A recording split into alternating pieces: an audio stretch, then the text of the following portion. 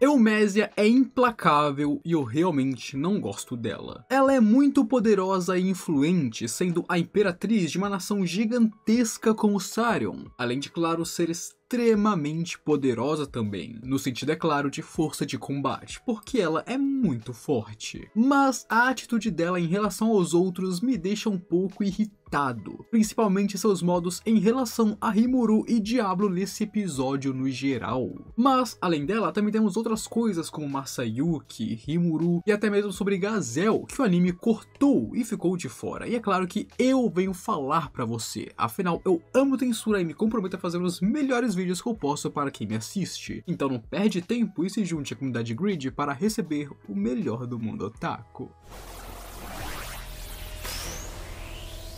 Começando com a chegada de Gazel na reunião noturna de Rimuru, como ele disse, depois de fazer contato com seus homens, ele conseguiu reunir cerca de 1.500 moedas de ouro dos anões, onde essas moedas são o excedente que eles possuíam, é o dinheiro extra que a nação tinha e que eles não podem tirar mais do que isso, porque senão vai comprometer a economia da nação. O que nos mostra que, se mesmo um rei como Gazel, que é o rei de Duargon, uma nação poderosa cujas moedas deles são o que circula principalmente no mundo, não pode dar mais dinheiro do que isso para o Rimuru, a quantia que ele está precisando usar aqui é muito grande, amigos. 1.500 moedas não é brincadeira, é muita coisa mesmo. E inclusive, eles marcaram que Rimuru é quem vai ir buscar as moedas do Reino dos Anões, já que ele pode usar seu movimento espacial, que é basicamente um teletransporte para ir e voltar rapidinho e, claro, assegurar que nada vai acontecer com o dinheiro, ele vai lá receber tudo certinho na mesma hora. Mas além disso, aqui também é explicado porque Tempest não tem muito dinheiro, mesmo tendo tantas moedas de ouro estelares. Acontece que Tempest ainda não está avançado o suficiente para ter um sistema financeiro com base em moedas. A nação é extremamente nova e ela surgiu a partir de monstros, e monstros não usam dinheiro. Ou seja, a maneira como eles fazem sua comercialização ainda é principalmente feita através de trocas e negócios de itens. Ele tem um item, ele quer outro, eles trocam. Por causa disso, ainda não há circulação de moeda na nação através dos cidadãos, e logo muito menos existe uma flutuação financeira. E é por isso que desde o início, Tempest não tinha muitas moedas de ouro. Eles tinham mais ou menos umas 3.000, tirando as estelares. 3.000 moedas essas que o Rimuru basicamente gastou quase tudo no festival. No momento, Tempest tem cerca de apenas 100 moedas de ouro dos anões, juntando com o estoque pessoal do Rimuru ficou 300, e com os fundos pessoais do Myormiles que ele juntou no seu tempo como comerciante, elas mal chegavam em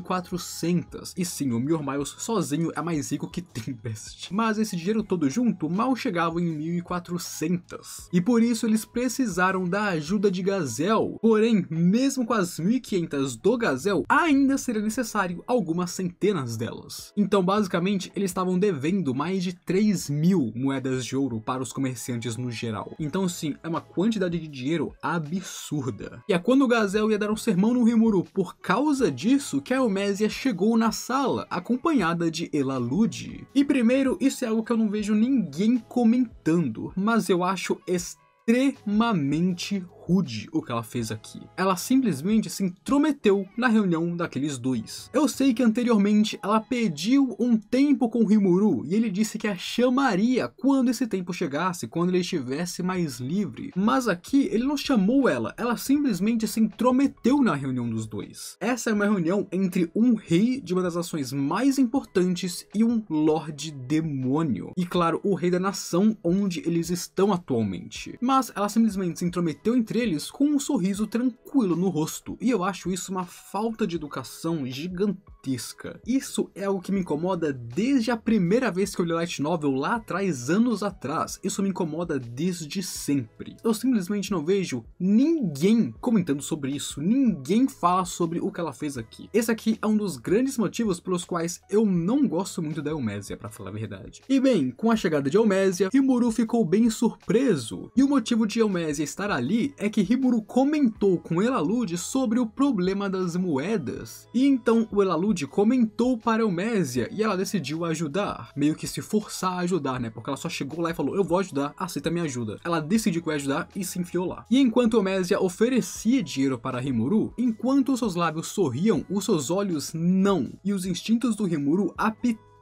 falavam pra ele não aceitar isso e que ela era um problema. E é por isso que ele continuou recusando a oferta dela. Ele não queria trocar as moedas de ouro com ela. Ele ficou assustado com a ideia de dever um favor para Elmésia, porque seus instintos falavam que ele não deveria fazer isso. Obviamente, ele estava sim com falta de moedas, mas aquele fala que estava disposto a deixar 1 ou 2 comerciantes na mão, contanto que fosse para não dever nada para ela. Ele realmente não queria aceitar a ajuda de Elmésia aqui, meus amigos. Isso porque, novamente, ele viu o quão astuta e perigosa ela é. Mas Gazel então pressionou ele, dizendo que uma vez que Elmésia decida algo, ela não vai mudar sua cabeça por nada, e que ele preferiria fazer todos os mercadores de inimigos do que ela. O que novamente bate na tecla de que Elmésia ir encher o saco de um Lorde Demônio é algo inimaginável. E inclusive, quando Gazel diz isso, ele basicamente cuspiu essas palavras, estando aflito e mostrando que ele realmente não queria ela ali também. Ele tem problemas com Elmésia sim, e aqui ele mostra isso. Principalmente quando ela chamou ele de Gazi, que é um apelido que ela usa na novel com ele, porque basicamente, como ela viu ele desde criança, ela o trata como uma criança, mesmo que ele atualmente seja o rei de Dwargon e, claro, um adulto. Aqui, com Elmésia provocando o Gazel, nós vemos que, embora ele seja muito desinibido, normalmente ele é um rei muito sóbrio e obediente por causa da sombra do seu pai.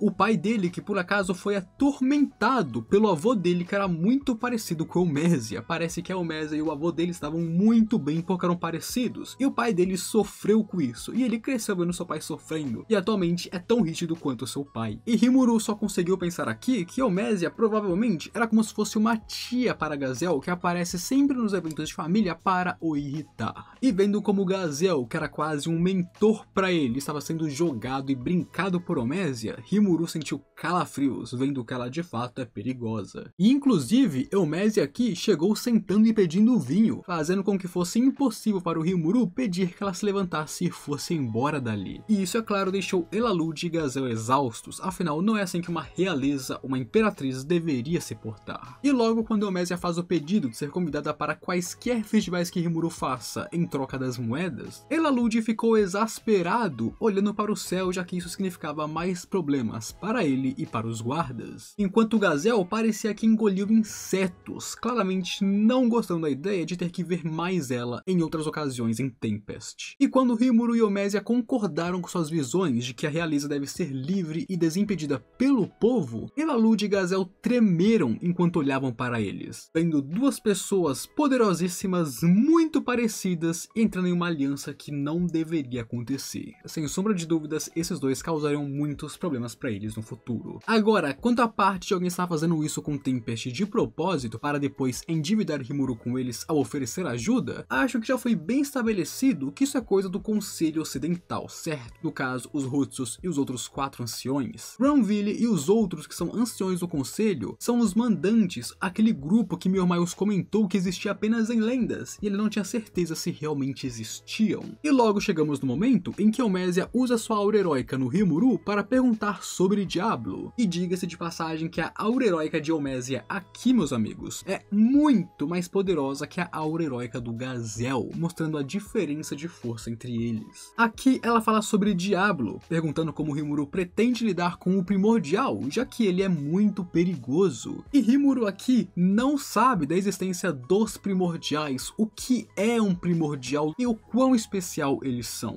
ficando boiando e sem entender nada. E por isso que ele leva tudo de maneira muito leve, apenas dizendo tranquilamente que se Diablo saísse do controle, ele mesmo o pararia. Afinal, de qualquer forma, sinceramente, ele tem confiança em parar o Diablo. O Rimuru é muito poderoso. E na real, quando Elmésia falou sobre Diablo ficar fora de controle, Rimuru pensou principalmente na Xion, porque ela era a outra criança problemática que poderia fugir do controle. E eu preciso dizer que, embora eu entenda porque Helmésia puxou esse assunto, já que o Diablo como um primordial é um perigo muito grande para a humanidade, e se ele perdesse o controle de fato seria uma catástrofe nesse mundo. Novamente, eu não gostei do jeito que ela fez isso. Eu acho que faltou respeito, eu acho que faltou reconhecimento de que Diablo é um subordinado de Rimuru e ela está na nação do Rimuru, que é um Lorde Demônio. Eu não sei se é porque eu não gosto dela, mas eu achei que tinham várias outras maneiras de falar sobre esse assunto de formas que não ficasse extremamente rude, igual ela fez. Porque pra mim, sinceramente, o que ela fez é algo que, se eu fosse o Rimuru, banida. Eu acho a Helmésia alguém sem muito respeito, cara. E eu devo dizer que ri muito quando ela disse que usaria toda a sua força para parar Rimuru caso ele vire um inimigo da humanidade. Claro, como se ela pudesse fazer isso, né? Tipo, a Helmésia é forte, ela é forte, mas... convenhamos, né, rapaziada? Quanto à partida de Gobita e Masayuki, essa parte eu achei que o anime mostrou bem e bem até demais. Porém, faltou um pouco do ponto de vista do Masayuki aqui. Na nova nós temos um pouco mais de pensamentos dele e pontos de vista dele. Por exemplo, ele estava em pânico e tremendo de medo dos monstros de Tempest. Aqui, ele estava em completo desespero, não comeu nada na noite passada e se sentia como um prisioneiro prestes a ser executado. Ele até mesmo começou a se arrepender de ter confiado na força de seus amigos para chegar até ali, pensando que ele foi um idiota por deixar as pessoas o chamarem de herói. Tudo o que ele queria era sumir dali o mais rápido possível, mas não dava para fazer isso, principalmente com seus companheiros botando pilha que ele não seria derrotado pelo Goblin. Desde a última noite, Masayuki foi no banheiro várias vezes, apenas para ter certeza que não ia se mijar na arena, porque ele tá muito em choque. E quando ele se viu na frente do Gobita, ele sentiu uma espécie de frieza do Gobita, achando que o Goblin tinha uma aura heróica tão grande que o acovardou. Ele tava em choque com a aura do Gobita. E quando o Gobita se fundiu com Ranga, Rimuru teve uma briguinha mental com Rafael, pois não apenas o Gobita conseguiu do nada essa habilidade, mas o momento foi muito conveniente, não acham? Rimuru tinha certeza que Rafael mexeu os pauzinhos para Gobita adquirir essa habilidade, e como Rafael ficou quieto de propósito sobre o assunto, ele tem certeza que ele fez isso. E bem, com o Gobita batendo na parede por não conseguir controlar o poder explosivo do Ranga, só posso dizer que, se você não reparou na cara da Momiji nessa cena, repare por favor. Ela estava azeda, perguntando para Hakurou se aquilo era um dos melhores alunos dele e se aquele é o treinamento que ele deu para o Gobita, o que deixou Hakurou furioso. Ele não está tão nervoso porque o Gobita envergonhou ele como professor. Ele está muito nervoso porque Gobita envergonhou ele como professor na frente da sua filha. E quando Milin pede para treinar Gobita para Rimuru, Rimuru diz que aceitará isso, contanto que ela permita que ele explore as ruínas antigas que ele encontrou no domínio de Clayman, meio que aproveitando essa situação para conseguir a permissão dela para invadir as ruínas, onde é claro, ela também se interessou e quer ir pois acha divertido. E de resto, o episódio foi bem parecido com a light novel, principalmente a reunião de Rimuru e Masayuki a sós mais tarde. Obviamente, a conversa deles foi mais longa e eles falaram sobre muitas mais coisas, mas são coisas que sinceramente não são relevantes para eu falar aqui. Porém, Rafael analisou o jovem e diz que as habilidades de Masayuki são canceladas contra Rimuru, já que Rimuru possui habilidades finais e Masayuki não, então de qualquer forma, qualquer coisa que Masayuki faça será ineficaz contra Rimuru. E aproveitando o embalo de Helmésia nesse episódio, amigos, como foi esse vídeo aqui? Esse vídeo aqui ficou bem da hora e eu sei que você não vai se arrepender dele, mas é claro, esteja avisado que ele contém spoilers. Agora, fui.